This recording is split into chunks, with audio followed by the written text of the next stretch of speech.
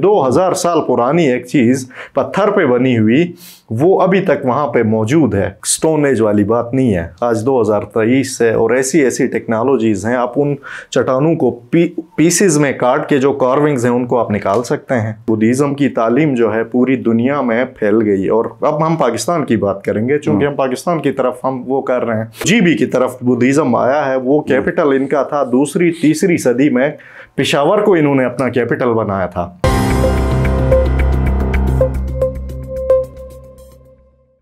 अस्सलाम वालेकुम, आप देख रहे हैं IMN में हूं शब्बीर मीर। नाज़रीन, प्रोग्राम में आज हम बात करेंगे जिला दियामर, गिलगित बल्तिस्तान के जिला दियामर जो है, जहां पे एक बेशुमार रॉक कार्विंग्स हैं जिन्हें उर्दू में नवादरात, कुंदकारी, पत्थर के ऊपर जो शक्लें किसी ज़माने में बनी हुई हैं उस हवाले से बात करेंगे, क्योंकि ये पूरी दुनिया के लिए एक बहुत ही अजूबा या बहुत कीमती एक तसलसल था, चला आ रहा था। लेकिन अब जब डेब बनेगा तो इसके फ़ायदे अपनी जगह, लेकिन एक बहुत बड़ा नुकसान ये है कि इन कम व बेश बताया जाता है कोई 30,000 इस तरह के जो रॉक कार्विंग्स हैं वो ज़ेर-ए-आब आएंगे। तो इसका मतलब ये है कि हम एक बहुत ही असासा, जिसे हम कह सकते हैं, कि उसको खोने जा रहे हैं। तो इसको कैसे बचाया जा सकता है, और किताबों में बहुत कुछ इसके ऊपर लिखा हुआ है। हम ज़रा किताब से हट की भी बात करेंगे। मेरे जो आज के मेहमान हैं, जिला दियामर से उनका ताल्लुक़ है। बाई प्रोफेशन वो डॉक्टर हैं, लेकिन चूँकि उनको मुताले का शौक़ है, किताबें उन्होंने पढ़ी हैं, ख़ुद दियामर से बिलोंग करते हैं। तो अब सन ऑफ द साइल के हैसियत से वो क्या फील करते हैं, और फिर ये कि इनके हवाले से वो क्या सोचते हैं। माहिरीन तो जिस तरह सोचते हैं वो किस तरह सोचते हैं। डॉक्टर तनवीरुल्लाह इनका नाम है, हमारे मुख्तलिफ़ प्रोग्राम्स में आते रहे। आजकल जिलास में मेडिकल स्पेशलिस्ट के तौर पर काम कर रहे हैं हॉस्पिटल में, RSQ में। डॉक्टर साहब बहुत शुक्रिया। थोड़ा सा हट के हम आप बात करेंगे, आपको ज़हमत तो दी है, अगरचे फुल टाइम आपका ये प्रोफेशन तो नहीं है, लेकिन बहुत इंटरेस्टिंग है, आपका इंटरेस्ट भी रहा है। तो हमारा इंटरेस्ट इसमें यह है कि आप दियामर से भी ताल्लुक़ रखते हैं, और आपके सामने मतलब ये सारा कुछ ज़ाया भी होने जा रहा है। पहले इसके हवाले से जज्बात किस तरह के होते हैं, आप ज़रा बताएं ना। सबसे पहले तो मैं आपकी टीम का, IMN पूरी टीम जो है, इस्लामाबाद में भी आपका स्टूडियो बना है, उसका भी हमने विज़िट किया है। आपके जो प्रोग्राम्स होते हैं कल्चर से रिलेटेड, हिस्ट्री से रिलेटेड, GB के जितने भी इश्यूज़ हैं, मेरे ख़्याल में कोई ऐसा इशू नहीं है जिसको आप लोग हाईलाइट नहीं करते हैं। इस बात पे मैं आपको एक, और आपका जो चैनल है अभी फलता फूलता और डिजिटल मीडिया में एक मकाम पैदा कर चुका है, और बहुत सारे इसके व्यूअर्स हैं। इस सब पे आपको मैं एक खराज तहसीन पेश करूंगा। स्पेशली आपको चैनल, आप सबका पूरी एक टीम है, लेकिन ये है कि उसमें का एक रूह रवां जो है, जो आप पे उसको अगर हम देखें तो वो आप हैं। मैं आपका बहुत शुक्रिया अदा करूंगा। डिफरेंट प्रोग्राम्स में हमें आपने बुलाया। अब आते हैं आपने पहला सवाल जो किया, मैं क्योंकि सवाल के हिसाब से चलूंगा। वैसे तो इस पे अगर बात करें तो घंटों हम चल सकते हैं, लेकिन सवाल आपका ये है कि आप जो है ये जो रॉक कार्विंग्स और चीज़ें डूब रही हैं, इस हवाले से आपकी फीलिंग्स क्या हैं। तो देखें, कोहिस्तान का जो एरिया है वहाँ से हम जब आते हैं इस्लामाबाद से, तो आके बादशाह डैम जो अभी बन रहा है उस एरिए से थोड़ा सा पहले आप ज़मीनी चीज़ें आप देखते आएँ, तो वो एक ज़मीनी एक तनाव नेचुरली होता है।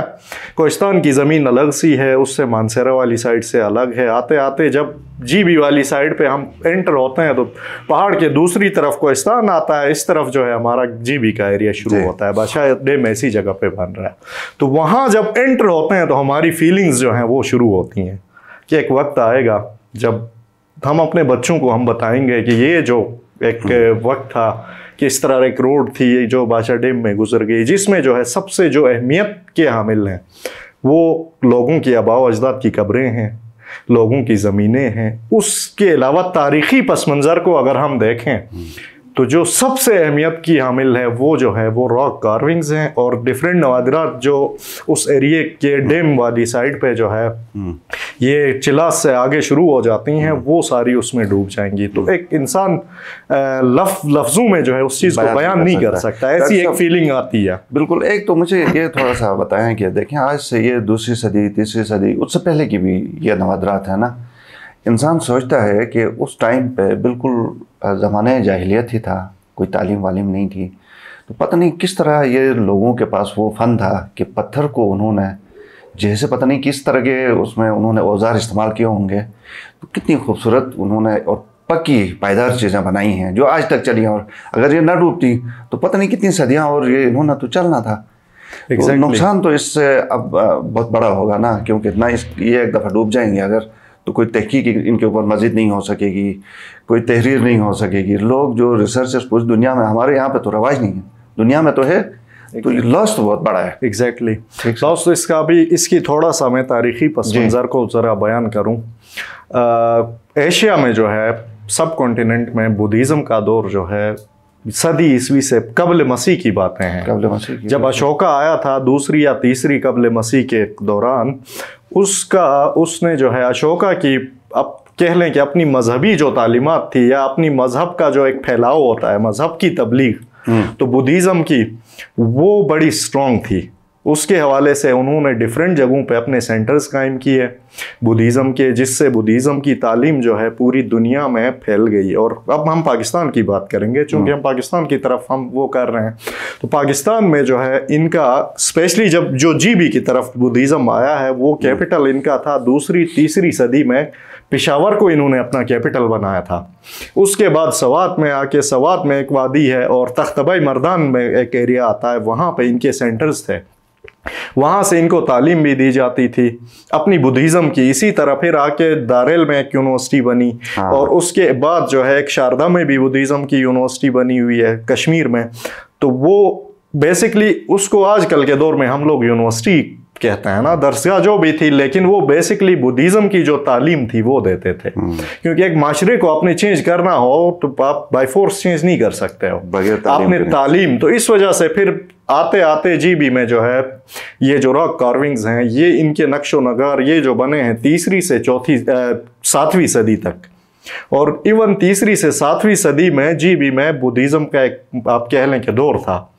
दो रियासतें थी GB में, एक ग्रेटर बलोर और एक लेसर बलोर उसको कहते थे। ग्रेटर बलोर बल्तिस्तान था, बल्तिस्तान बेसिकली था, और लेसर बलोर जो था वो गिलगित था।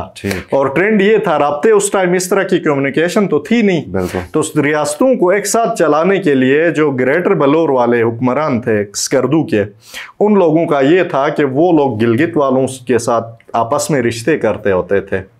इधर के राजा को उधर से किसी का रिश्ता दे दिया, यहाँ से फिर इस तरह था कि कनेक्टेड रहे, क्योंकि राब्तों का दौर था नहीं।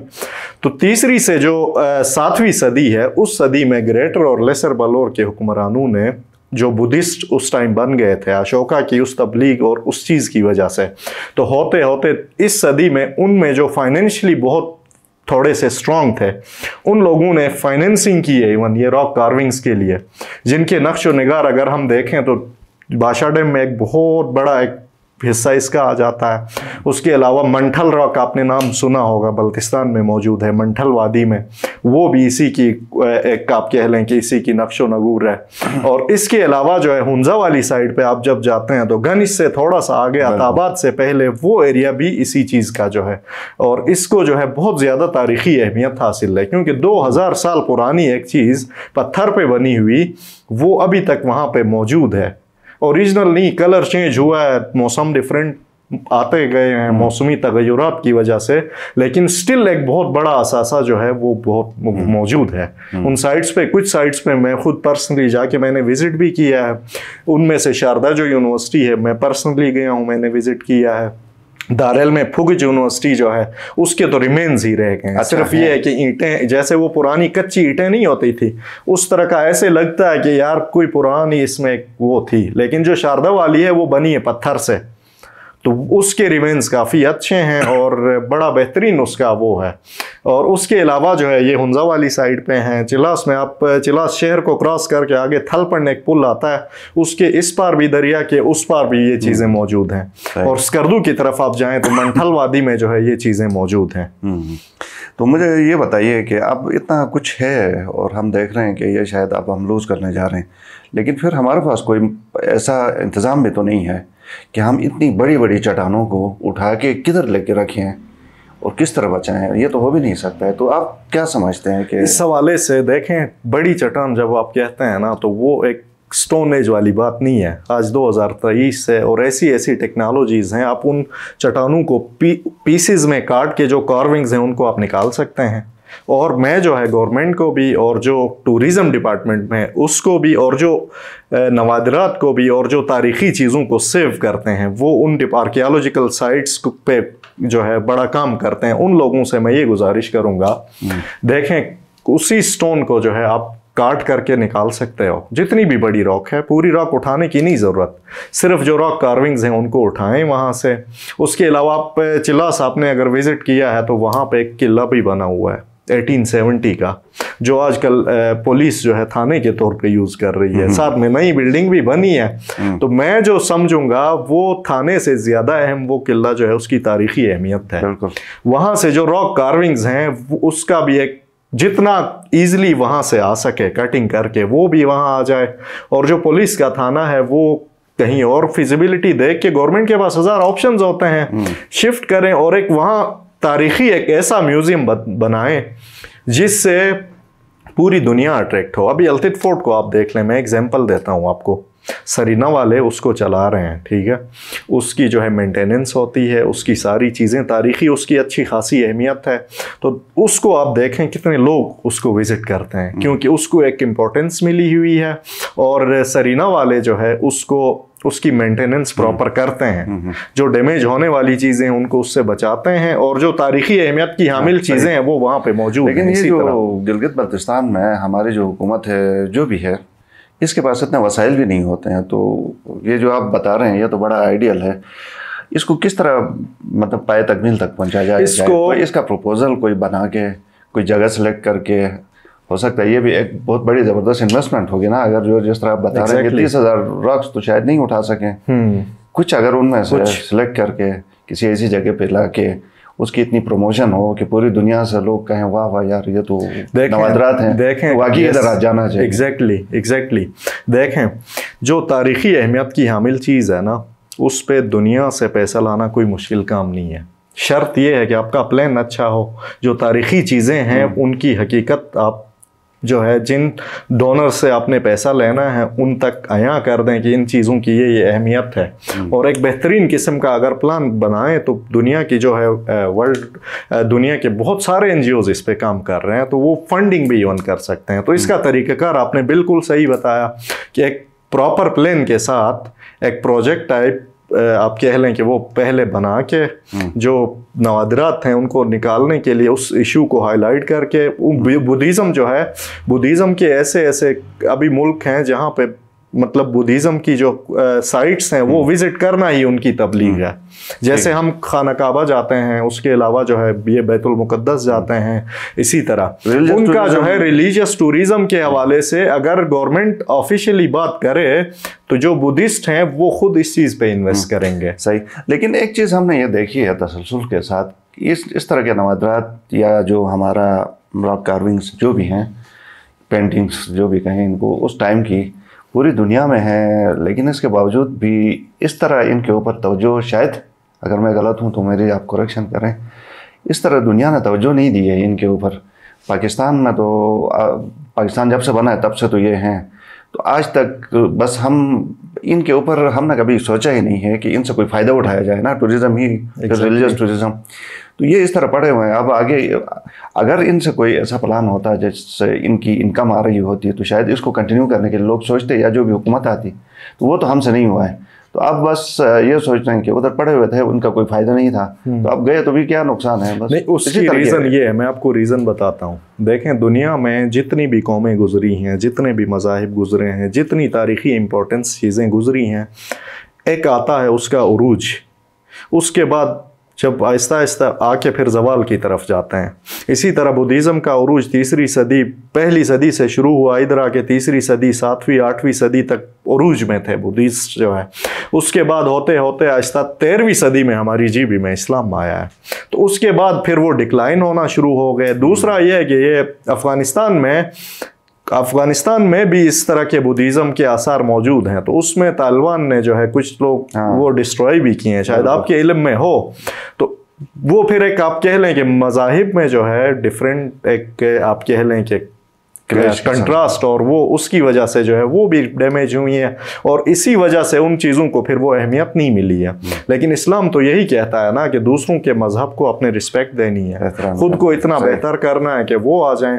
तो दूसरी चीज़ ये है कि 14वीं सदी के बाद जब इधर इस्लाम आया, उसके बाद तो तारीख़ी हवाले से हमारी जी भी इम्पोर्टेंस इसलिए नहीं मिली कि हमारे जो लोग थे, आप कह लें कि 14वीं सदी से पहले या अभी 20वीं सदी तक देख लें, फाइनेंशियली हमारे पास वो वसाइल नहीं थे, हम लोग डिपेंडेंट थे।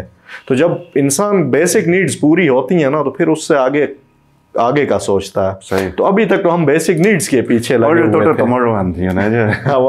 तो बहुत शुक्रिया, बहुत शुक्रिया। ओके नाज़रीन, प्रोग्राम आपने देखा, ज़रा हट के इसलिए था कि हमने कहा कि ये जो इस तरह की चीज़ें हैं बहुत कीमती, हमारे जो वर्षा है ये फिर ज़ाया होने जा रहा है, तो फिर हम मुकामी लोग इसको किस तरह देखते हैं। प्रोग्राम आपने देखा, आपके फीडबैक का इंतज़ार रहेगा। इजाज़त दीजिए, अल्लाह हाफ़िज़।